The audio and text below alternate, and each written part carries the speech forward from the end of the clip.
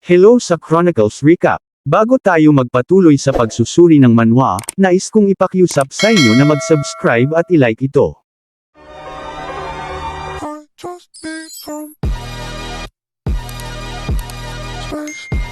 Sa loob ng kwarto, patuloy pa rin naghihintay ang Lord ng Lawrence at si Lady Flora sa pagdating ni Roman. Dahil lahat ng ito ay nagmula sa pagkakamali ni Flora. Dahil sa utos ng Lord ng Lawrence para mabuhay sila sa magaganap na digmaan, kinakailangan niya ng suporta ng Dimitri para ihanda ang kasal ng anak niya sa pamilyang Dimitri. Naiinis na ang Lord ng Lawrence sa mahabang paghihintay kay Roman. Dahil hindi na niya kayang maghintay, tumayo na siya at hinanap ang Lord na si Baron Romero. Sa opisina ni Baron Romero, bigla na lamang dumating si Lord Lawrence na galit. Sinabi niya kay Baron Romero na hanggang kailan pa sila paghihintayin sa guest room. Sinabi niya kay Baron Romero kung hindi sila nasisiyahan sa kanila, dapat sabihin na lang ng maaga sa kanila na bumalik na sila para hindi na sila maghintay ng matagal. Hindi lubos maisip ni Lord Lawrence na sobrang lupit sa kanila ng pamilyang Dimitri. Naiintindihan ni Baron Romero kung bakit nagagalit si Lord Lawrence, pero tinanong niya sa kanya kung may appointment ba siya para makita ang Lord ng Dimitri.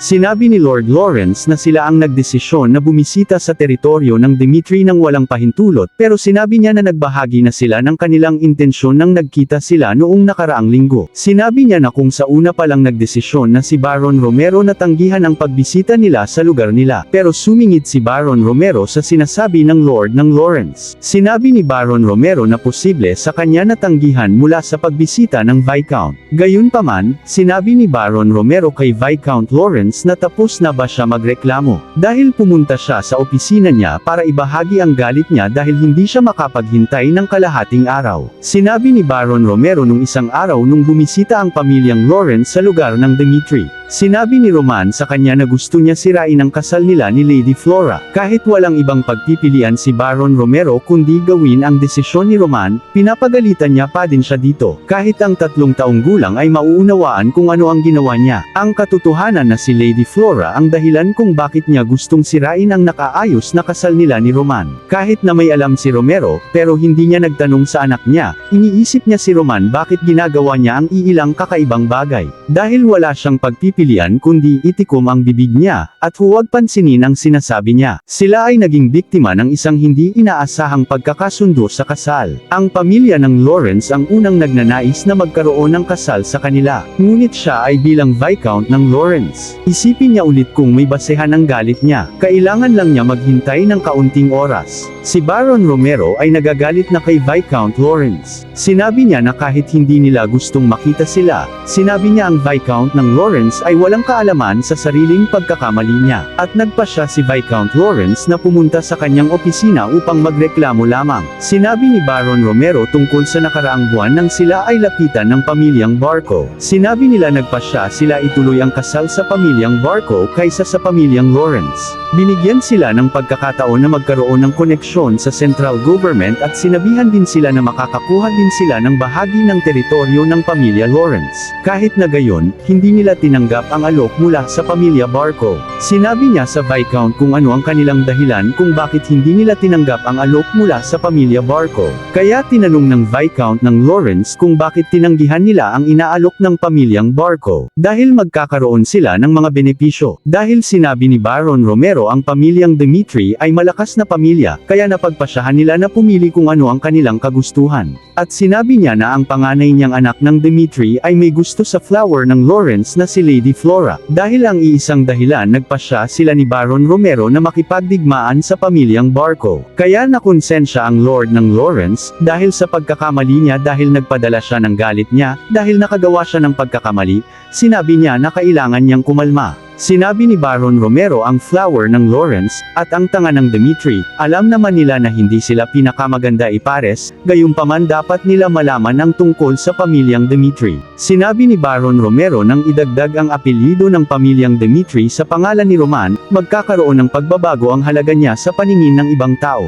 Ngunit sa katotohanan, sila ang labis na nagmamadali sa kasal nila. Ngunit sila ay ang pamilyang Lawrence. Tinanong ni Baron Romero kay Lady Flora kung nagkakamali ba siya. Ang kabataan ni Lady Flora. Naalala niya nung araw na nasa akademya pa siya. Ang lugar na kung saan nag-aaral ang mga bata na maharlikang pamilya, itinayo yun upang magkaroon ng kaalaman at magkaroon ng relasyon sa ibang pamilya. Isang bata galing sa pamilyang Joel. Sa mundo, ang mga bata ay iniisip nila na pinanganak sila na parang kayamanan. Pero maliban kay Joel, isang araw si Joel ay nakagawa ng maliit na pagkakamali. Habang ang ibang mga bata galing sa ibang pamilya ay walang nangyari sa kanila. Pero si Joel ay pinadala sa punishment committee. Nakita ng isang teacher kung gaano kapasaway si Joel. Ang taong kasama ni Joel na humihingi ng pasensya sa teacher ay ang ama ni Joel. Sinabi ng tatay ni Joel na patawarin na lang siya, at nangako siya na tuturuan niya ng tama ang anak niya. Sa mga oras na iyon ay nanunood ang batang Flora.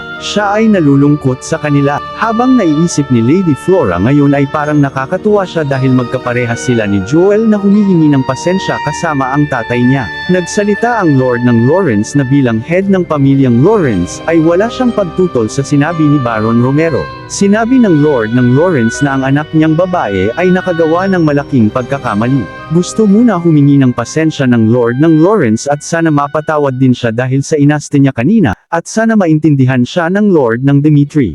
Humingi din ng pasensya si Lady Flora kay Baron Romero. Biglang may dumating na isang tao. Dumating na si Roman Dimitri sa opisina ni Baron Romero. Dumating na si Roman na may pagbabago kay Roman dahil naging kulay puti ang buhok niya. Nagulat sila sa pagdating ni Roman dahil sa pagbabago niya. Gusto ni Roman muna nakausapin muna ang tatay niya. Tinanong ni Baron Romero sa anak niya kung tapos na siya sa pag-eensayo niya. Sumang-ayon naman si Roman. Kinausap niya si Roman tungkol sa mga nangyari kanina. Sinabi ng tatay niya ang pamilyang Lawrence ay pumunta sila dito para pag-usapan ang kasal nila. Dahil ang lahat ng nangyari ay nagmula sa desisyon ni Roman, kaya sinabi ng tatay niya kung ano ang magiging desisyon ni Roman, susundin niya din ang desisyon niya bilang head ng Dimitri. Naintindihan ni Roman ang sinasabi ng tatay niya. Naiintindihan ni Roman ang pagkakaisa ng dalawang pamilya na naghatid sa sitwasyon kung saan ang pamilyang Barco ay pinagbabantaan ang pamilyang Lawrence. Tinanong ni Baron Romero kung gusto ni Roman ituloy ang kasal nila ni Lady Flora. Sa oras na yun, akala ni Roman may halaga sa paggawa ng desisyong yun. Gayunpaman nung una siya nakilala ni Roman. Matapat si Lady Flora sa kanyang mga saloobin tungkol sa naayos na kasal nila, ang kanyang pananaw ay nagbago rin. May narinig siyang mga usap-usapan sa kanya na siya ay tanga ng pamilyang Dimitri na hindi na bagay ikasal sa katulad ni Lady Flora. Pero si Roman ay walang pakialam sa iba kung paano siya husgahan bilang Roman Dimitri. Inaasam ni Roman na makakasama niya sa buhay ang isang tao nang hinuhusgahan siya batay sa kanyang personal na nakikita. Kaya iyon ang napagdesisyonan niya kung bakit walang pagbabago sa isip niya na ang kasal nila ay hindi na matutuloy.